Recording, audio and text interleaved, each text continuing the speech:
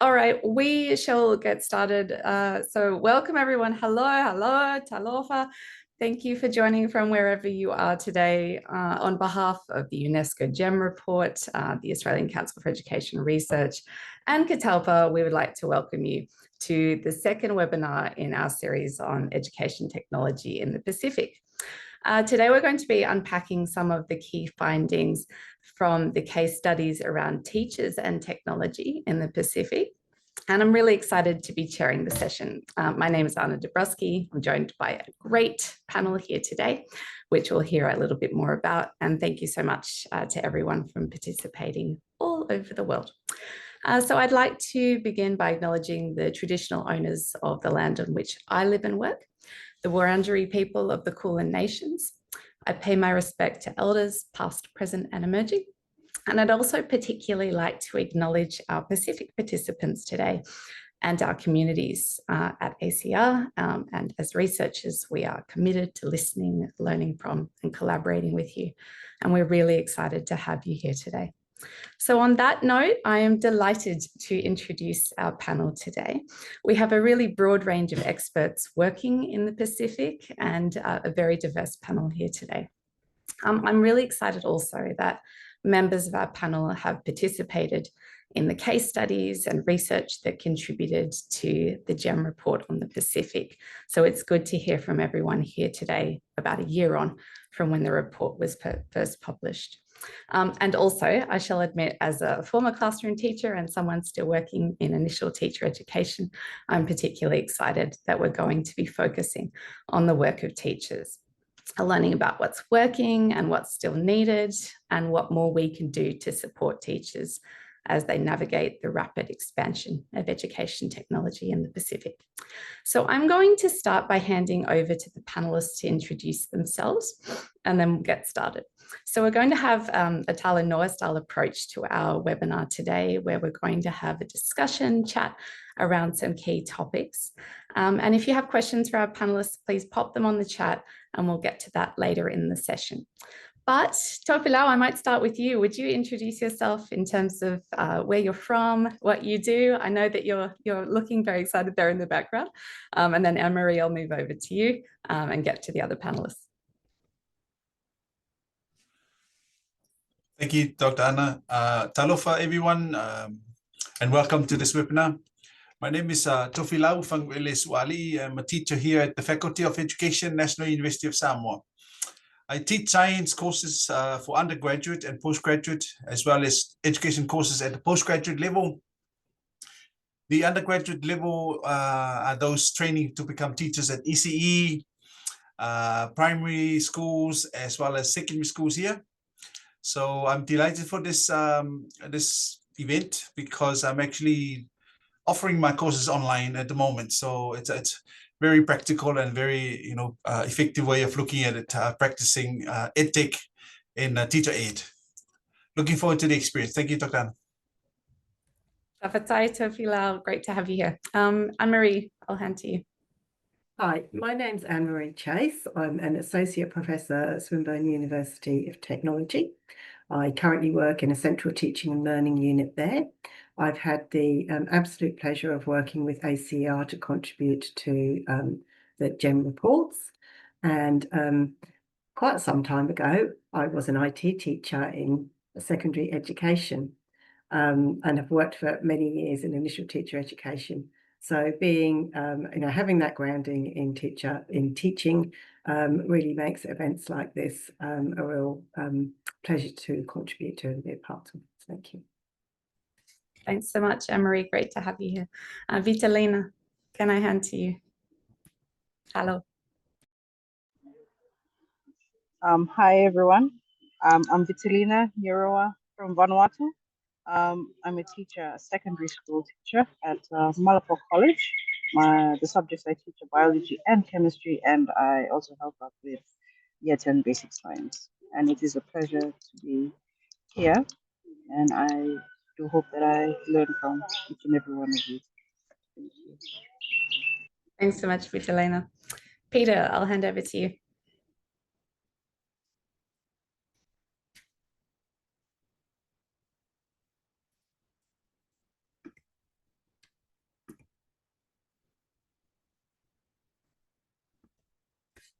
Peter, can you hear me? I'll get you to introduce yourself if you can.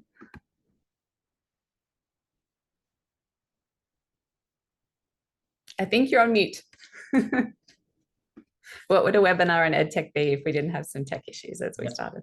Okay, go ahead, Peter. Yes, thank you. Hello, everyone. My name is Peter Swiram from the Solomon Islands.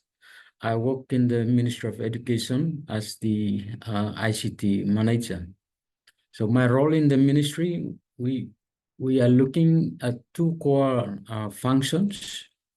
One is we provide IT support for the Ministry of Education and the education providers across the islands, the provinces. That's one of the major functions. The other one is I'm looking after the education statistics here in the Ministry of Education. So we have an EMIS system. We call it CIMIS. That's where we manage all our data about the schools. So all the students, all the teachers, the education resources. We collect them annually, and then we load them in the system. So that's our two core functions. I've been here in the ministry for almost 9 years. Yeah, thank you so much. Thanks so much, Peter. Thanks for joining us. Juliet from Catalpa. Thank you, Dr. Anna. Hello, everyone. I am Juliet Torihao from the Solomon Islands. I am based here in Honiara, and I am a program manager for Catalpa International. Yeah, so that's basically it. Thank you. Thanks so much, Juliet, for joining. And bonus panelist, if we have time, Anthony Bailey from DFAT. Anthony, maybe if you'd like to introduce yourself, if you're prepared to do so in the background there as well. Hi, good morning, everyone, and great to join some old friends. Well, not so old, but some friends that I've worked with in the past on the Pacific e-learning program. Yes, my name is Anthony Bailey. I work with the Department of Foreign Affairs and Trade in the Development Advisory Services section in the education team. So we look after a support role we have for all of Australia's education investments across the DFAT network. Thanks. Thanks so much, Anthony. Glad you could make it. That's great. And we're also just waiting on Joanna Liliu as well to join us as a panelist. So hopefully she can be here soon. And I just also wanted to acknowledge the contributions of my colleague and co-author on the GEM report, Yung Nichka, who's here in the background, and also Kara Chessel from Catalpa, who've helped us in organising the webinar. Thank you so much for being here today. All right, so we're going to get our discussion off with a couple of questions, and I'm going to start for you, Tofi Lau, if that's okay, because you look so happy to be here with us. I'd be really interested to hear from your experience and role. How are teachers being trained to use EdTech in the Pacific, and what do you see as the main benefits or challenges around teachers continuing to use technology in the schools?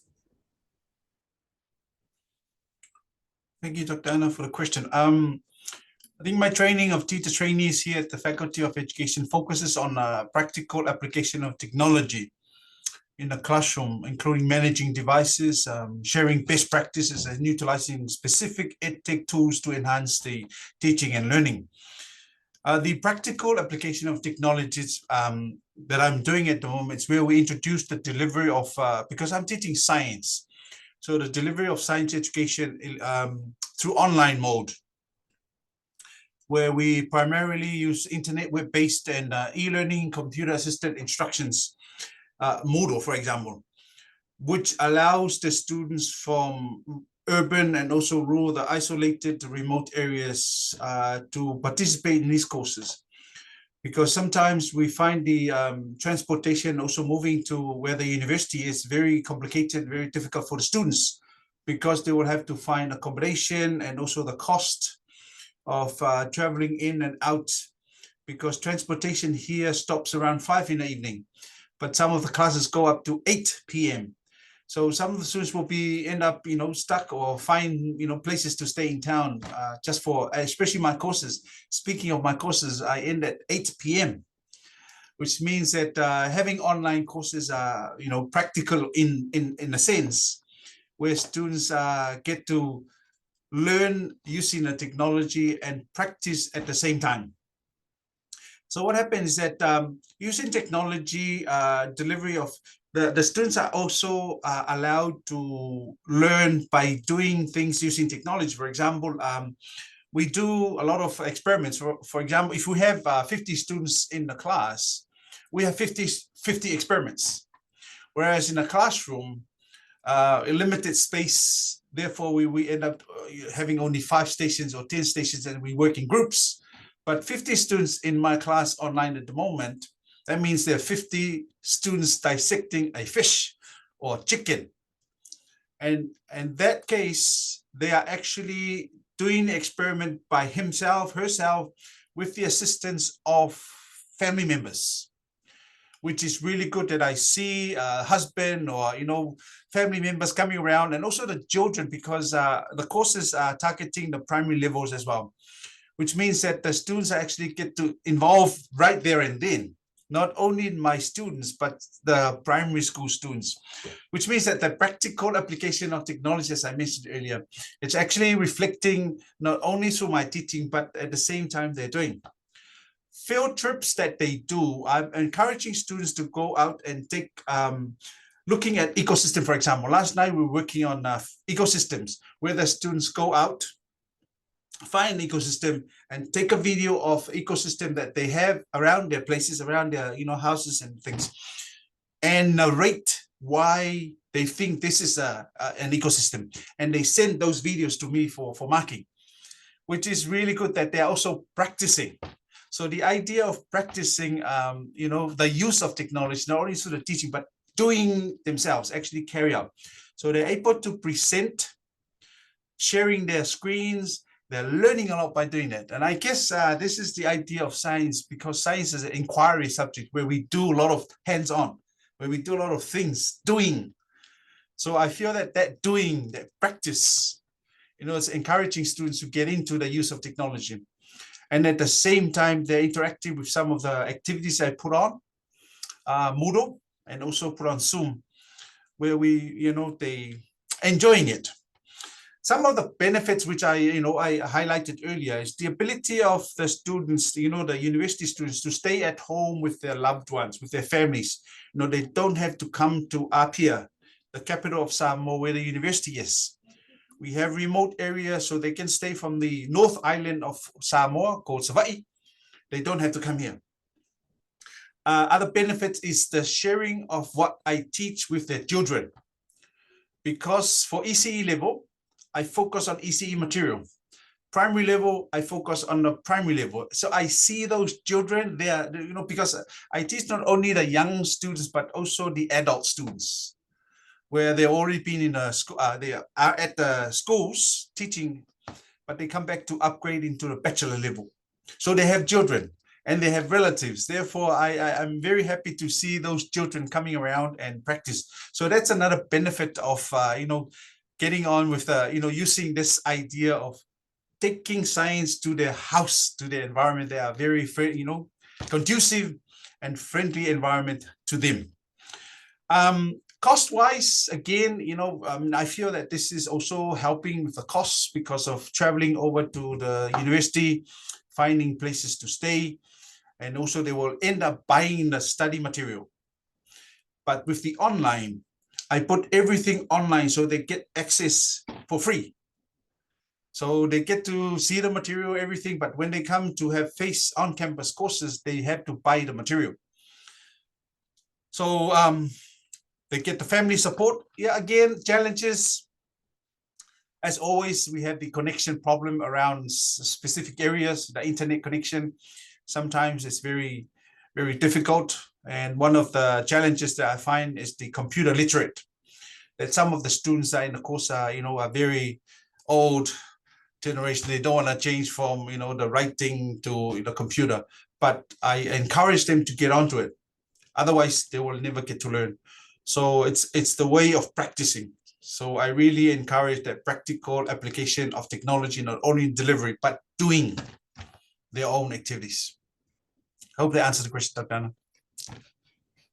It's really interesting to hear the ways that you've had it. I know I've had it a few times when we've discussed this in the past, but it leads well into sort of my next question for you, Anne-Marie, which is if all of this work is going on, particularly in universities in the Pacific, where are things sort of falling down when teachers get into the classroom?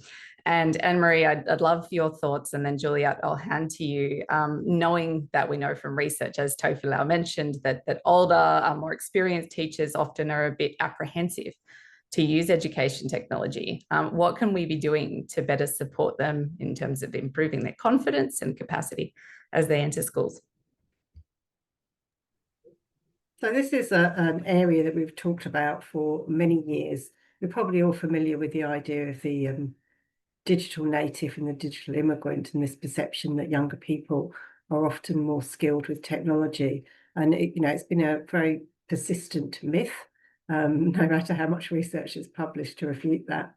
And I think part of it is that young people are often quite prolific users of technology and therefore confident users of technology, but neither being prolific or confident actually equates to actually being skilled users of technology.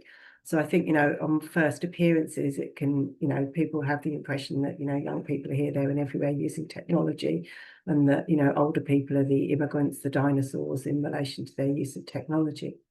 But what we have to sort of try and remember as the teachers is that, we have a huge set of skills that, just from the experience that we have in areas that young people actually want and need from us.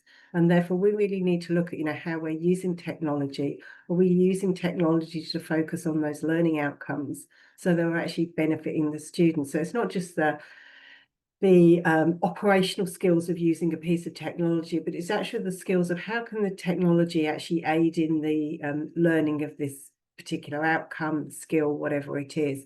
And I think when, as teachers, we start to focus on those areas, we actually realise what we're contributing and, how we, have an awful lot to offer students. This is actually a subject that's really close to my heart because I covered it in my PhD. But we know that young people see that teachers as skilled, that they want to learn from their teachers, that they understand that their teachers have skill sets that they don't. And, when we really look at skills, the much more complex skills, the critical use of technology, that's where teachers are much more likely to, really be able to evidence and provide those skills to students way beyond that basic operational stuff where, everyone can scroll and, flick their finger over a screen or whatever. They're not actually difficult skills to learn. They can be, picked up quickly. And young people are highly motivated to learn in those areas. And yet we need to maintain the motivation as teachers in those areas where it is more complex and it is more difficult. So really just picking up on what Tofilau was saying, and, the specialist skills in an area like science or something like that. Those specialist skills that the teacher has, the technology is a medium to getting to them. You have the learning management system that enables the access, it offers the flexibility of the access. But it's those actual skills of the teacher that we're really trying to, ensure that people are interacting with and getting to. So that's where, it's really important. What is your skill as your teacher? What is it you're trying to do with your children? And really centralize that in what it is you're thinking about, how you're selecting tools, how you want to use the tools, and how you're engaging the students with them. Just picking up as well on what Tofilau said about the importance of the actual practice and actually executing something and doing something. A lot of my work at the moment is around use of Gen AI. And the idea that we can actually demonstrate our learning and demonstrate our skills is absolutely critical. We want to be able to observe that people are doing things that they haven't, got somebody else to generate something for them. And therefore, when we actually let's observe that learning, let's observe those skills in some sort of practical context, that really works. And so again, as teachers, we can design that use of technology so that that's what we're actually evidencing in our students' learning. Thanks so much, Anne-Marie. Juliet, would you like to add anything here to what you shared based on your experience? Yes. Thanks so much, Anne-Marie. Yeah, so I would like to share on that as well. So how can we help teachers become more confident in using these education tools? Yeah, so I believe that we can start where the teachers are. Yeah, so like places like here in Solomon Islands, Vanuatu, and Samoa, PNG, and mostly across the region. Our teachers are in schools without reliable electricity or internet, and have little access to the modern devices. So, but they have the desire to teach and to help students to improve in their own practice, which is very strong. So that is why it is very important that we must support them. And then with that, when we mean by support, it's not only that we just give them like a one-time workshop and then we expect transformation to happen overnight. Yeah, so really confidence is doesn't only happen overnight. So it comes with practice and also peer support, helping teachers, helping each other, builds confidence in themselves as well. Yeah, so like we've seen in schools where younger teachers can help like older teachers in how to operate like WhatsApp or Messenger or whatever tools that they would want to use, or how to type and use other edtech tools as well. And then yeah, so when we say support, we also have to be compassionate and patient with the teachers so that they can rise with the challenge that they will face to build the confidence they need to practice.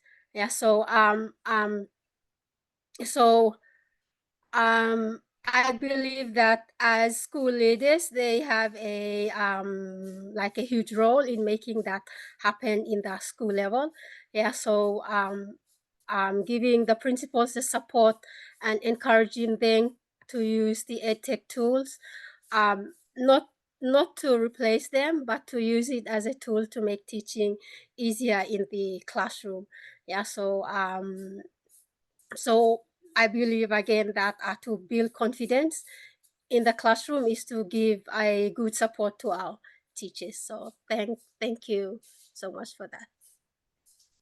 Thanks so much, Juliet. It's interesting listening to the three of you talk about the level of ongoing support, even past COVID, past measles in Samoa, past all of the areas of crisis and challenge we've had in the Pacific, that there is still this need for additional resourcing. And as you've all mentioned, some of the challenges, particularly in maintaining education technology, especially due to the resourcing issues. Vitalina, you're still teaching. I'd be grateful to hear from you in terms of your experiences of using technology, now that we've heard from some people working as teacher trainers and in teacher professional development. So in terms of education technologies, what do you enjoy? What do you find a challenge? And what kind of resources would really make your job and life easier? All right, thank you. In teaching, when we first attended the workshops, we were very excited. It was something new, a new skill set that we had to learn. And when we started it off, we noticed that we had a wider range of technology and all the tools that we were given. We had a wider range of resources, not only to teach, but we also had we were able to show videos, things that we weren't able to have access to in Vanuatu. Even in our secondary schools, we find it really difficult to get equipment and materials to use for our practicals and our experiments. So what technology has done for us in the classrooms, it has really helped us a lot in getting more more resources, more resources to help the delivery of the lesson. Not only did teachers find it easier to teach a lesson, learning was also a bit easier for the students because it made it more interesting. So it was we had fun with it, and that was something that we acknowledged that we should bring back into the classrooms instead of just going on and on and on. Now learn this, you have to know this concept, and we drill this into the kids. We had fun doing it with all these other tools like projectors, and we were given that opportunity to go through this and to use these, and it was really helpful.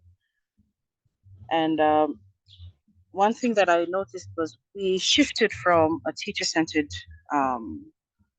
lesson, teacher-centered classroom, to a student-centered lesson, and that there was really good. This is what we learn about in our education training, and we were able to work on that and help our students within science, and we got them interested in science, and I think that was one of our biggest achievements through using. Unfortunately, it faced a lot of challenges, as our previous panelists have already mentioned. It was the availability and the word of the teachers, interest of the teachers. Teachers did not want to change the way they taught. We started off, it was really good for the first few weeks. Then they started slipping back into not using this, coming up with complaints, and it's really disheartening at times. But we tried to get some younger teachers in to come and just help the old teachers, like as mentioned before, but it just didn't work. So I think network was also one of the biggest challenge for us in the Pacific, on our islands. So when we had to use internet to get any of these resources or download, it did not really work because we had network range still hasn't got to all. Does not. Slight delays, even interface a few issues of connectivity, especially during bad weather. Electricity is also a challenge. There's some schools that do not connect to electricity, and that was a setback in using these resources in school. But otherwise, we really enjoyed using the tools that we're given. It really taught us that, instead of working hard all the time, we can also work smarter, and we can make learning interesting again. I think that is something that for us, I think over the years we've kind of gone away from that. Teaching and learning is no longer interesting. We don't have fun with it, and I think with integrating technology,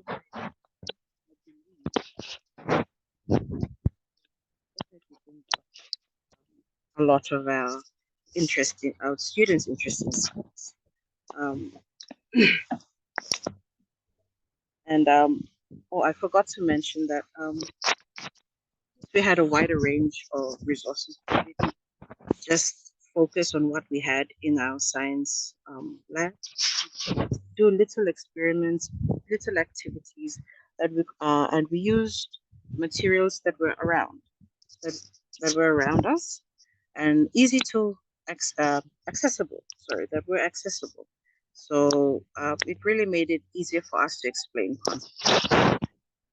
And I think if we want to continue with these, I think the main thing is for us teachers to change our mindset about encourage others that instead of just being stuck in our normal practices, there are other ways we could help boost science learning in schools. Thank you. Thanks so much, Vitalina, for sharing your experience. It's really interesting. Again, listening to what we think should happen in practice and some of the realities, especially in the Pacific, when it comes to implementing education technologies. And I think we've heard this everywhere, not just in the Pacific, that sometimes the sustainability and long-term adaptation of some of these tools can be a real challenge. And I wanted to sort of hand to Peter next, and then Anthony, I'll come over to you. I think we're going well for time. But really listening to some of these challenges around equity, around quality, around sustainability. Peter, what do you think should be key priorities for governments in the Pacific based on your experience, particularly in sustaining some of the work that's been done, particularly accelerated by the pandemic? What should be some of the key priorities for implementing and sustaining education technologies? Yes, thank you so much for giving me this time. Yes, in terms of sustaining the use of technology, especially in the education sector, listening from these presentations, we can note that first thing we need to address is infrastructure and connectivity. This is one of the important areas that we need to concentrate on. Investment in electricity, internet connectivity, these are very important areas. Here in the Solomon Islands, from my experience, I have noted that when we introduce new tech, the technology itself is not a problem. The problem is the infrastructure. We don't have electricity in the remote schools. We don't have internet access. So these are areas that we need to improve. Nowadays we have this Starlink, it's coming in, and it seems like it's an opportunity for the Pacific Islands to tap into. The other thing with this electricity and the internet connectivity is the cost that associate with these facilities. The second thing I've noted from the other Pacific Island speakers is the teacher capacity building or their professional development in, especially in the tech. If we look at the computer literacy or digital literacy, many of our current teachers, those who beyond, let's say 40 and above, most of them are from the, we say they are not of the digital era. So if we look at the generally, they are occupying the teaching workforce. So that's one of the areas we need to also concentrate on, providing capacity development for these teachers. Based on one of my experience, I live close to one of a community high school, and I implemented a Google Classroom for that primary school. We only focus on year 6. So what I noticed was, first we need to provide some sort of trainings for the teachers, and then also we provide trainings for the students. So capacity development is one of the very important areas for improvement. Besides that, developing policies, it's one of the priorities that it requires attention. In the Solomon Islands, there was an ICT master plan we have developed.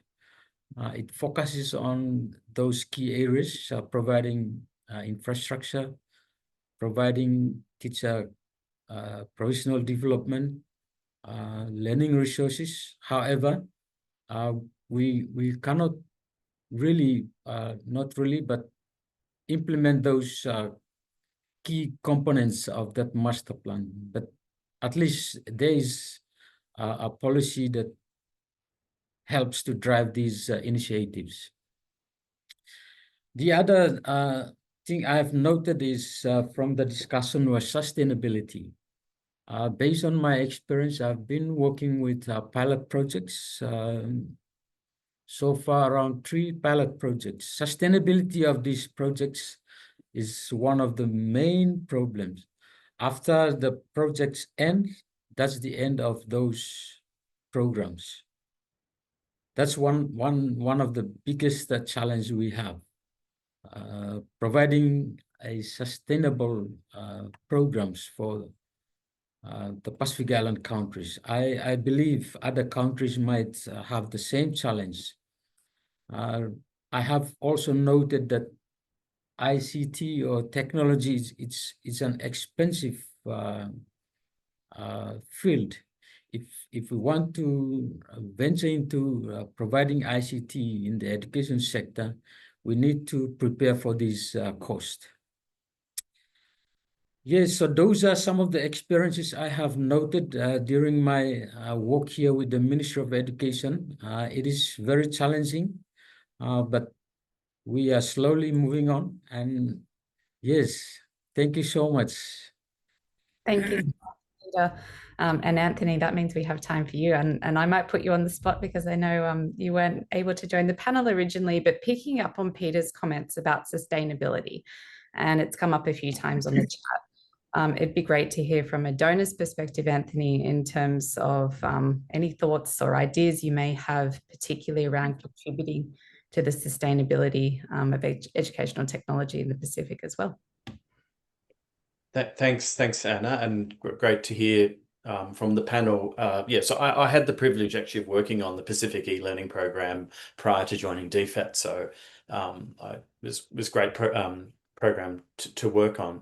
I think from the kind of the partner perspective, one of the areas that I think will support sustainability is helping to support some of those policy and strategic frameworks at the beginning. So as Peter mentioned, there is the ICT Master Plan for Education in the Solomons, Samoa. I can't remember exactly the name of the policy, but there is the national policy in place. And so these, I think, are really fundamental building blocks for sustainability because they're long-term. They have a very clear kind of objective around integrating EdTech into education. And I think also, once from the development partner perspective as well, is that the alignment that these policies have with PACREF. And there was quite a bit in the independent evaluation of the Pacific e-learning program and other sort of digital learning, education learning programs, for example, with the Commonwealth of Learning, around that importance of alignment with PACREF. I think also on another point on sustainability would be balancing the national and the regional. There was quite a bit of discussion, or there has been quite a bit of discussion about a regional, learning platform. But, there are issues around sovereignty, there are issues around content and those sorts of things. So it's balancing that as well, I think, is important for sustainability. I think another one, Anna, would be around curriculum integration as well. So how well, digital literacy and ICT skills are directly integrated into national curriculum.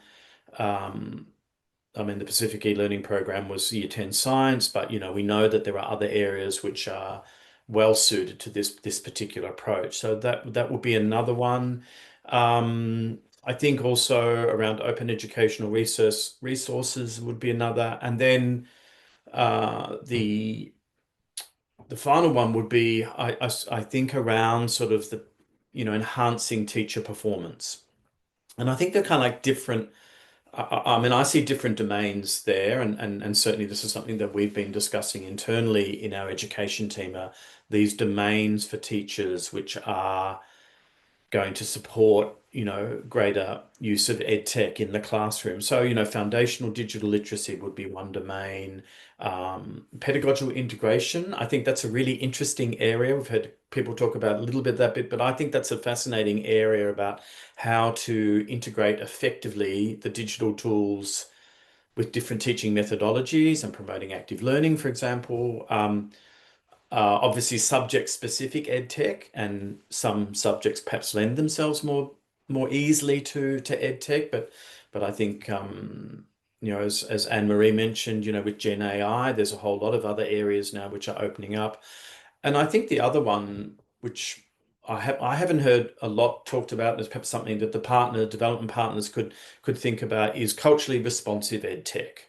So digital resources that are culturally and linguistically appropriate for Pacifica education systems. So that would be my very brief, on the spot response to the two. So I kind of see one around that kind of whole policy, strategic framework as a foundation, and then the enhancing teacher practice to implement some of the things that are in those policies.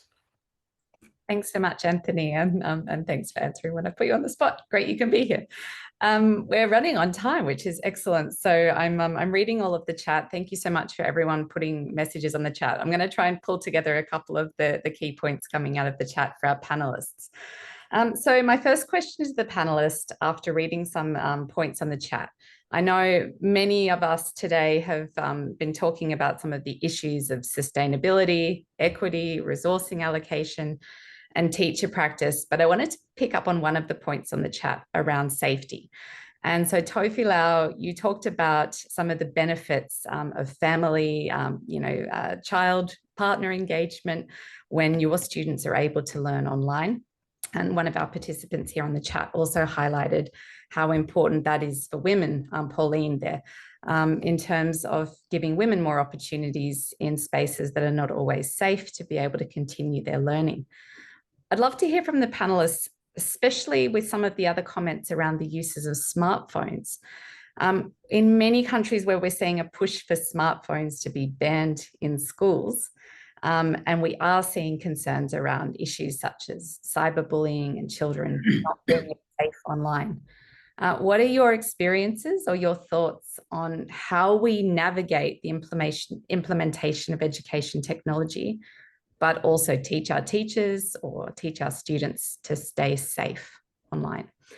And I'll leave that for anyone who wants to jump in. You can unmute yourselves. I'm happy to respond there. So having worked for an online provider in the UK, in Australia, where we're delivering courses online using a learning management system, the regulatory bodies in Australia have expectations around how you keep your students safe. So obviously that's a totally different context in the online space than it is when you're looking at students on a campus. And in terms of what you do in an online space, it's relatively straightforward.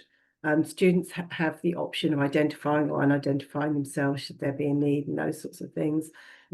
Email addresses are kept private. They set up their own profiles. All of those things can be done. The spaces that they're operating in are well managed by teachers, so they see interactions that happen. They're aware of those. Where it becomes really difficult, and I don't think there are any easy answers at all, is what then happens outside of the actual teaching space, and the fact that people can connect through other mediums, social media, so they're connecting through, anything from Facebook, if you're an old person, to, TikTok, whatever it is, and then what happens in those spaces. And it becomes really, really difficult for any type of institution to manage those interactions. My obvious go-to in this area is you educate people about what the implications of their behaviours are, what are appropriate behaviours.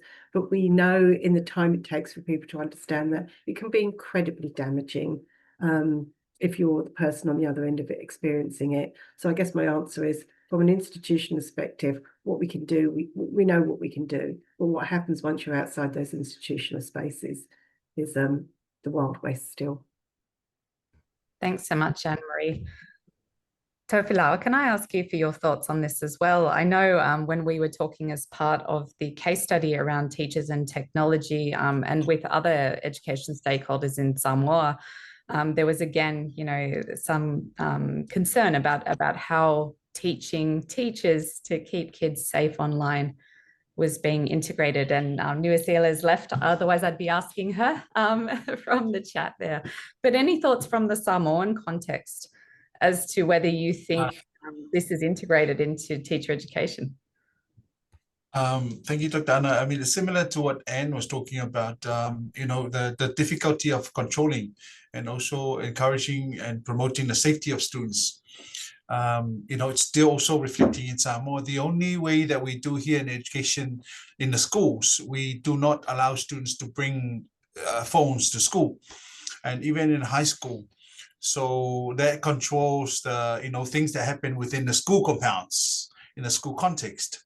But beyond that, as Anne-Marie was saying, we don't know what's going on out there. So within the school context, the school is like free of that. But somehow the students ended up bringing, they hide the phones in their bags, and then when they get caught, the principal will hold on to the phone and contact the parents, the relatives to take the phone from the school. So yes, we also concerned with the security of the students, safety of the students. And that's the only way that the schools are in the schools, primary schools, secondary schools, colleges. But here at university, we are using that to access what we're delivering here. But yes, similar to what Anne-Marie was saying. But that's the only practice that we're doing here. It's a concern also. Thank you. That's really helpful. Lots of questions coming in. I'm trying to pick some particularly in terms of balance for our session. So I'm going to pick this other question here that we had from Tukava, particularly in terms of student perceptions of learning with the use of education technology. And Vitalina, I might come to you for this one if you're happy for me to do so. But in your experiences of using education technology, do students find it easier? Do they like using education technologies? See if we've lost her. Juliet, I think you're back as well. Oh, we may have lost Vitalina. Juliet, are you back as well?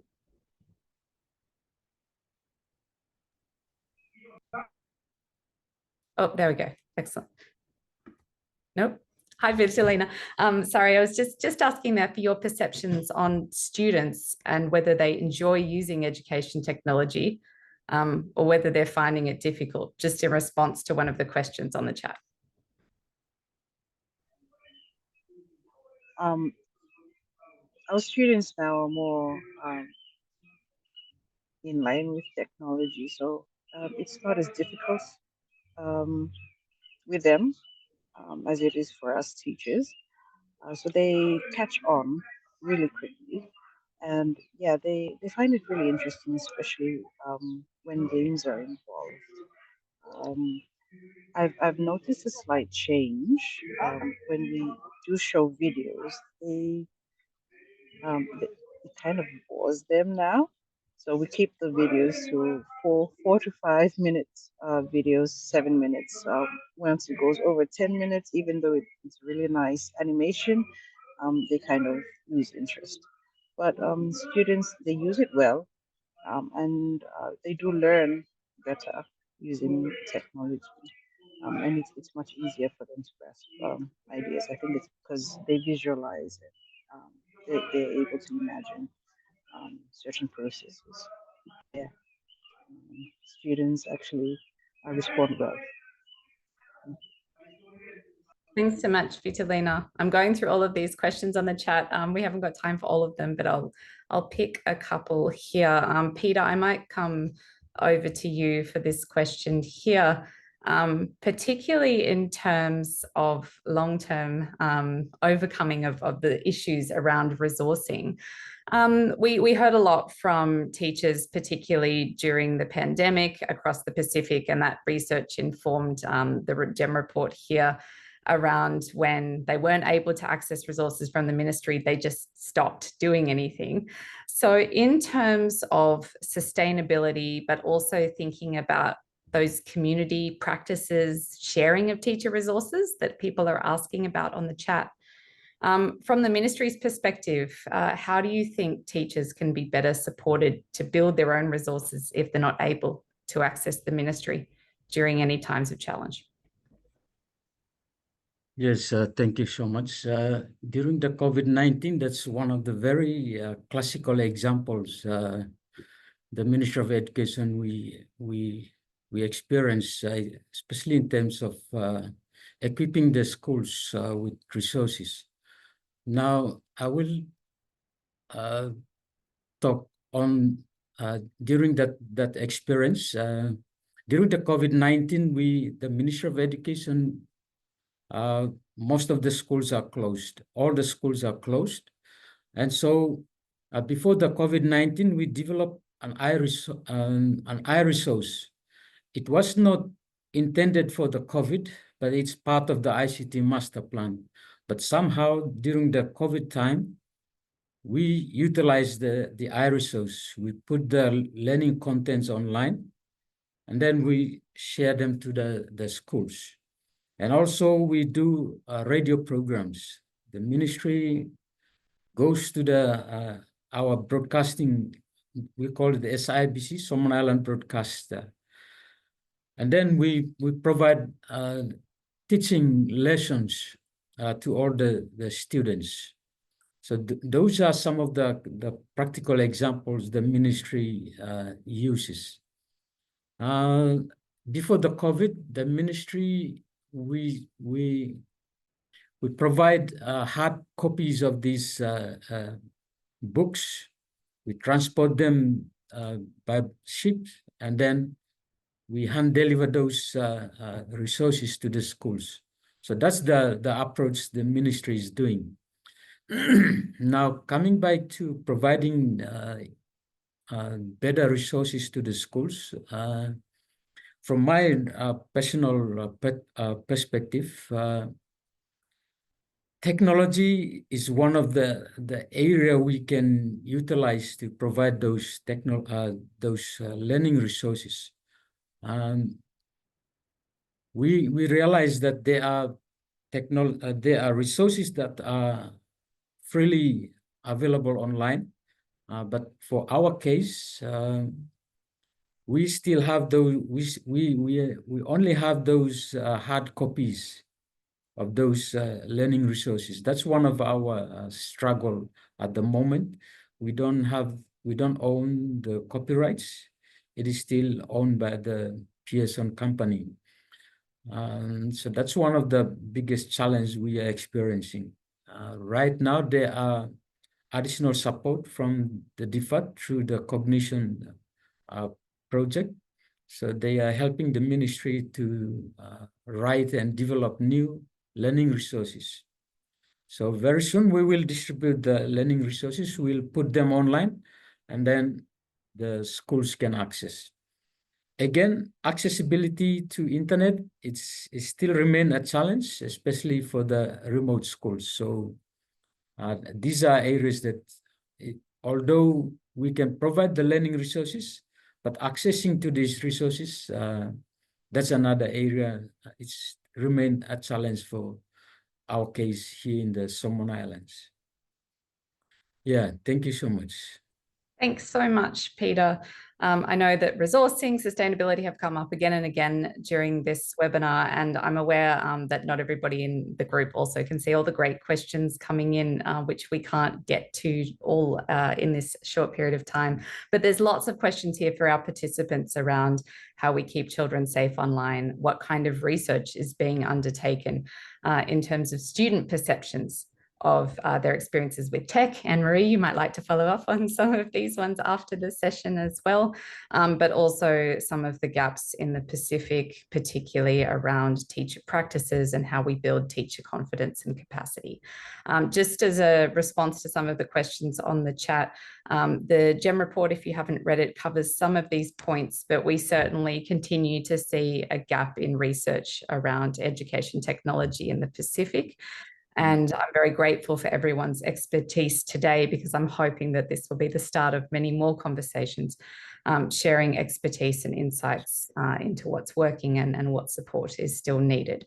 So the session's being recorded for those of you who have colleagues who haven't been able to connect today, ironically, as someone's pointed out, but also we'll be able to download some of these questions on the chat. Because there are some examples of sharing from other Pacific participants here that do respond to some of your questions too. Now I'm almost on time, so I'll start getting ready to wrap up the session. So I just wanted to thank all of the panelists today for making the time, and again for providing your expertise and insights with us. It's been so fantastic to hear from initial teacher education and university, ministry and donor level down to teacher level, because we don't always have this breadth of insights. If anybody does want to reach out, Anne-Marie's just shared her contact details, particularly around your questions to do with teacher confidence and capacity. And our panelists, if you're happy for our participants to contact you, you can share your details on the chat there as well. So in terms of, again, coming to an end, thank you for your insights around teaching practices, what's working, what's not in the Pacific. I'd like to thank UNESCO and Catalpa for partnering with us on this event. And again, to my colleague Jung Nitschke for organizing our panelists today. If you'd like to learn more about our case study on technology and teachers, please reach out.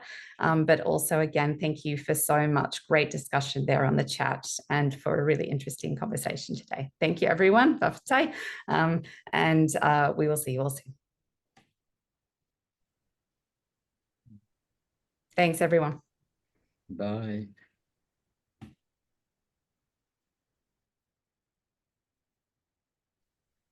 Thanks. Bye.